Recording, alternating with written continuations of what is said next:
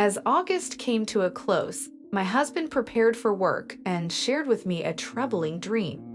He recounted seeing a coffin positioned in front of his parents' home. Despite his desire to approach the coffin, he was prevented from doing so by a crowd of people who refused to let him pass. When he inquired about the identity of the deceased, he was met with silence.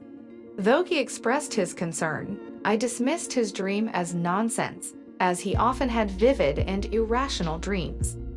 Initially, I didn't give much thought to my husband's dream. However, it lingered in my mind throughout the day, causing me to feel uneasy.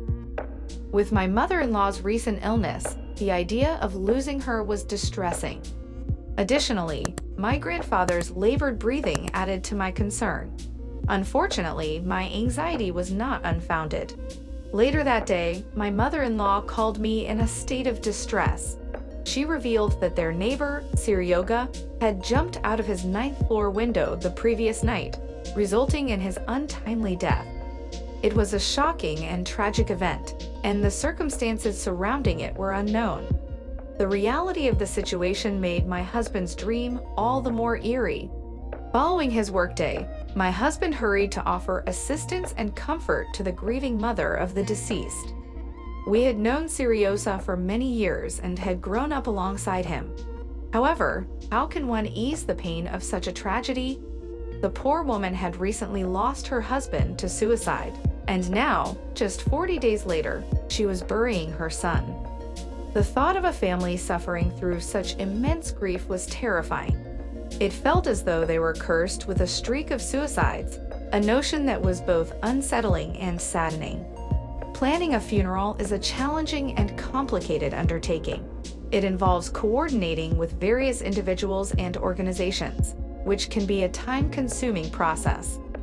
Consequently, my husband was running late, and by 11 o'clock at night, he still hadn't arrived home.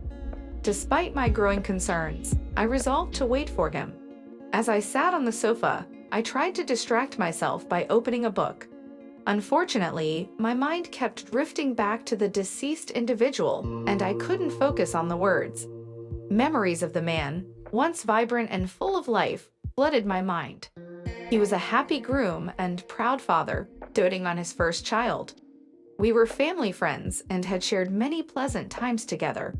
It was difficult to fathom what had driven him to take such a drastic step, and my thoughts were consumed by the tragedy. As I was lost in my memories, a commotion outside on the balcony startled me. I turned to look, but there was nothing there. How could there be a noise when it was only my daughter and me at home, and she had been sleeping soundly for hours?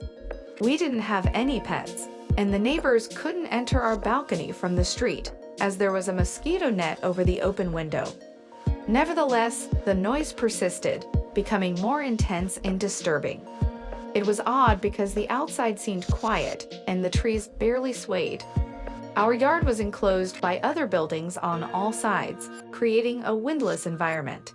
Despite my trepidation, I stepped towards the balcony door, but a strange force kept me from opening it.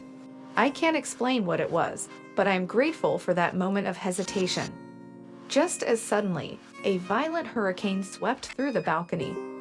As I stood frozen, the inexplicable noise grew louder, resembling a wild whirlwind that had barged in through the window and was now raging about, smashing against the walls in a frenzied attempt to escape. The clothesline swayed dangerously, and my daughter's freshly washed blouses were flung in different directions. A pot with a flower tipped over, scattering soil everywhere. My heart raced with fear as I realized that only a thin layer of glass and plastic separated me from this unknown force. Suddenly, the entity seemed to take notice of me, or perhaps it sensed my terror as it started to break into the apartment. I watched in horror as it pounded on the closed balcony door, first softly, then increasingly harder, as if pleading to be let in. It was an eerie sight. No one was there, yet the door seemed to be kicked from the other side. As I was about to succumb to a state of tearless hysteria, the entity abruptly ceased its frenzied activity. It appeared to have lifted off, causing the clotheslines to sway once more, and all became still and quiet once again. Trembling with fear, I remained fixated on the darkened glass for another 10 minutes, unable to tear myself away. Doubts began to creep in, questioning my sanity and whether what had just occurred was real or merely a figment of my imagination. In short, it is hard to determine whether it was a mundane gust of wind that paid me a visit, albeit with an unknown origin, or if it was the tormented spirit of the man who took his own life, seeking solace in warmth and light.